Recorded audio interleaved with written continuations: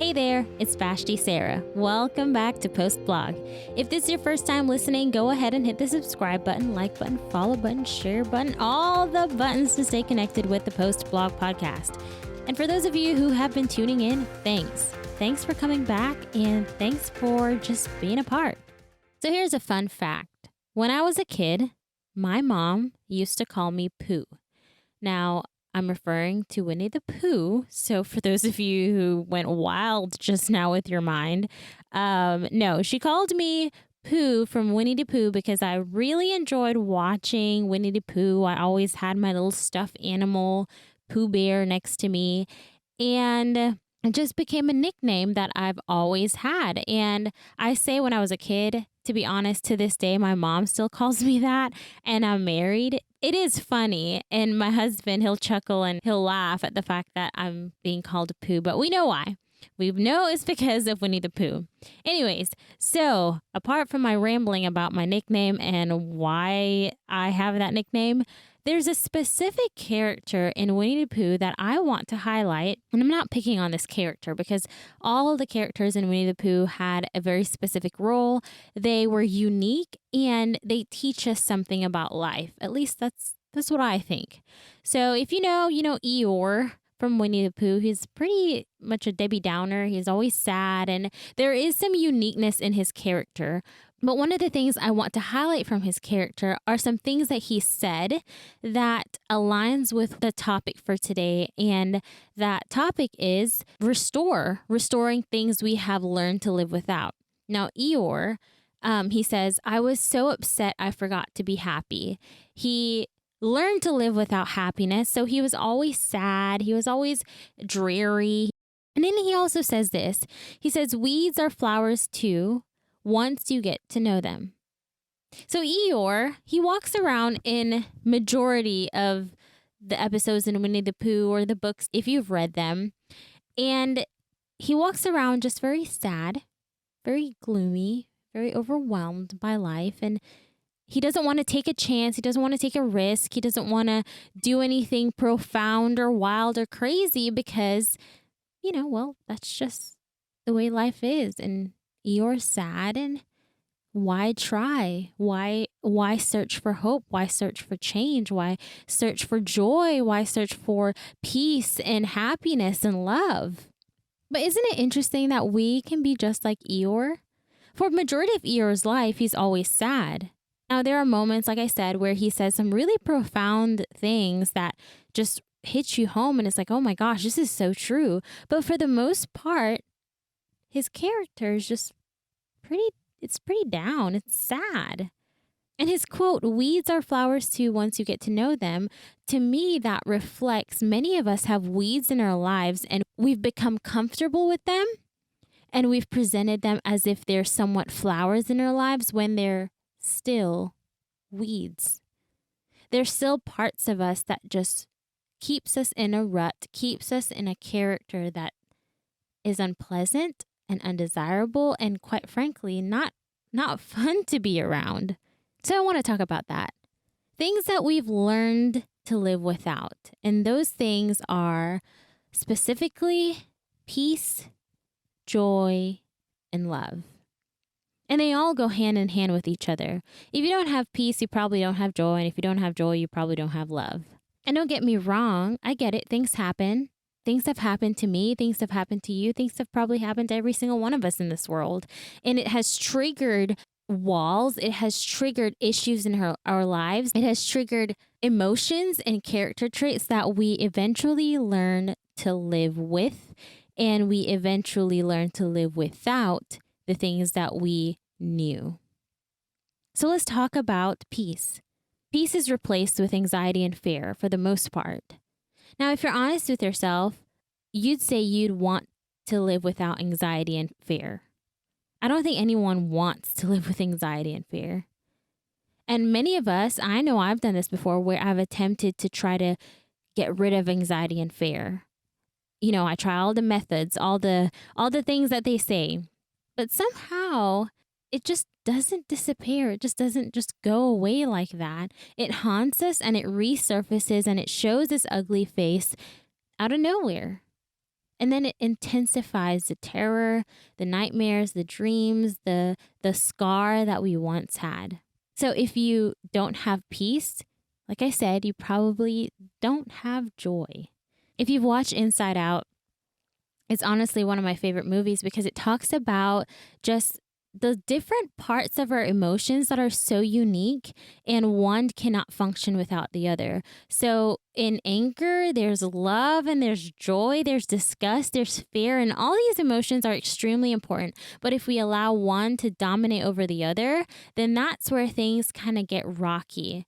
Now, I don't agree that all of them should be on the same playing field, because I do believe that love is the foundation of who we are, and love should be the driving force. And in love, there can be anger. In love, there can be sadness. In love, there can be joy. In love, there can be fear. All these different things, love can exist.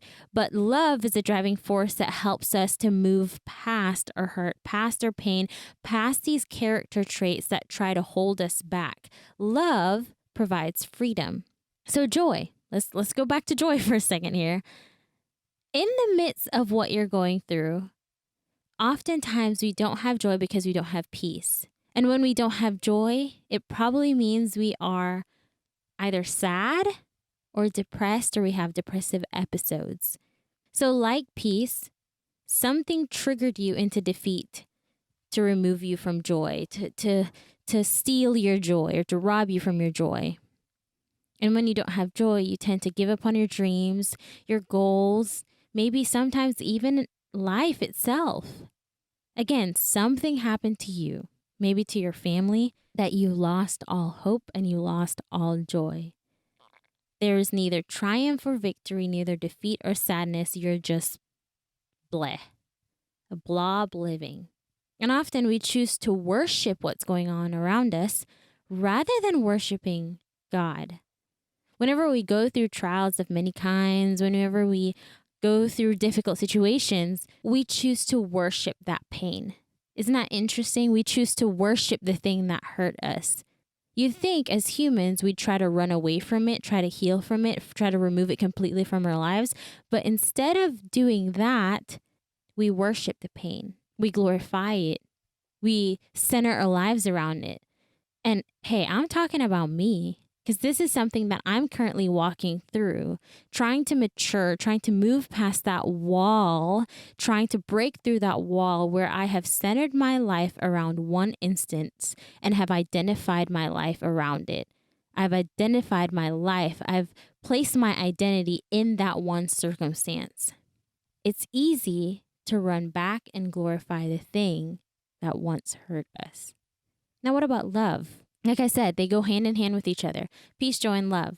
And I feel like love is honestly the foundation of all of it. Restoring love isn't easy. It's not as simple as, hey, I'm going to love today. No, it's not that easy. It's not easy as telling yourself you'll do it, just as it's not easy as telling yourself you'll have peace or you'll have joy.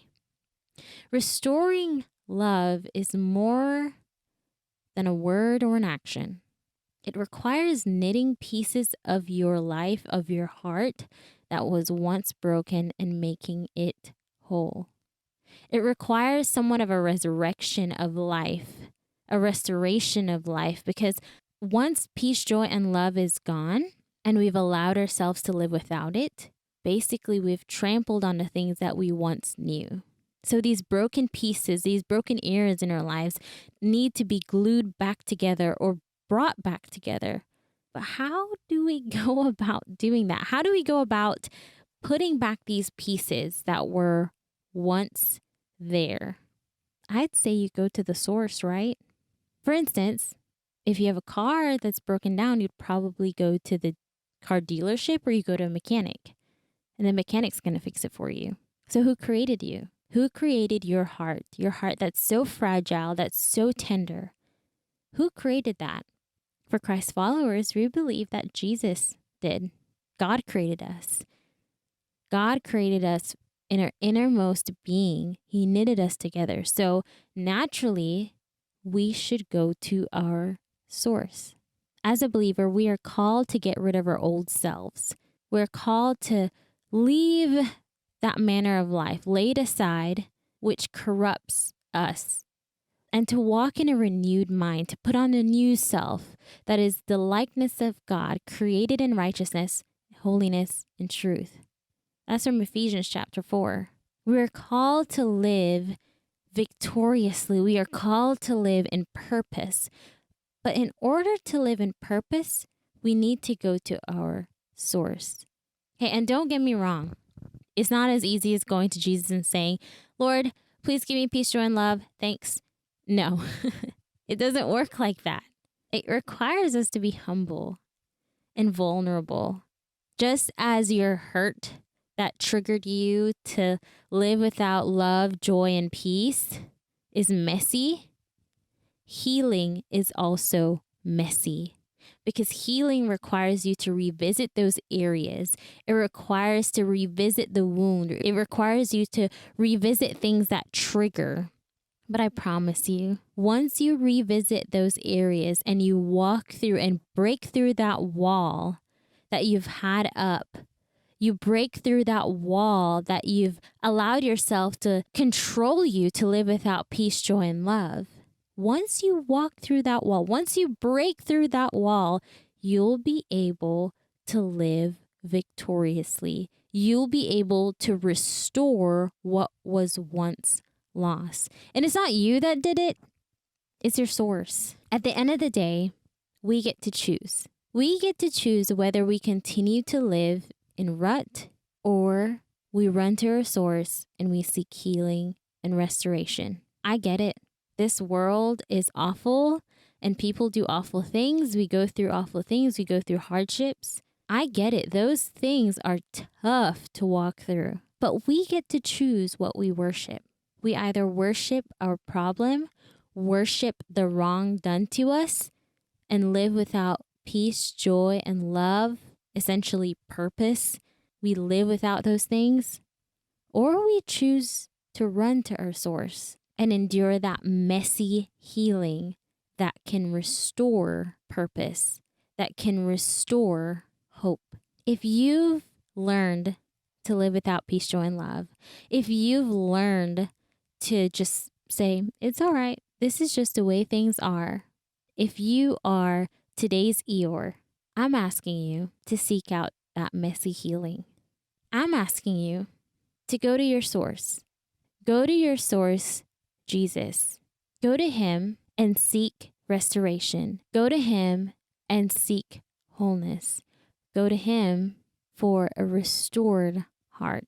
Healing is messy, but what's even more messy is living a life every single day in a rut with a cloud over you, because who you are affects everyone around you. Who you are, who you choose to be affects everyone. So you either choose to live with purpose or live without purpose. With purpose says, I've been hurt, I've been scarred, I've been wounded, but I choose restoration. I choose a resurrected life. And while the hurt, pain, and agony cannot be removed, disappeared, or erased, I choose to forgive and I choose purpose. So that's it. That's what I want to encourage y'all to do. Choose purpose, choose life, and choose to restore. That's it for today, guys. Thank you for joining me on Post Blog. Don't forget to hit all the buttons to stay connected. Same time, same place next week. I love y'all, but remember, God loves you most.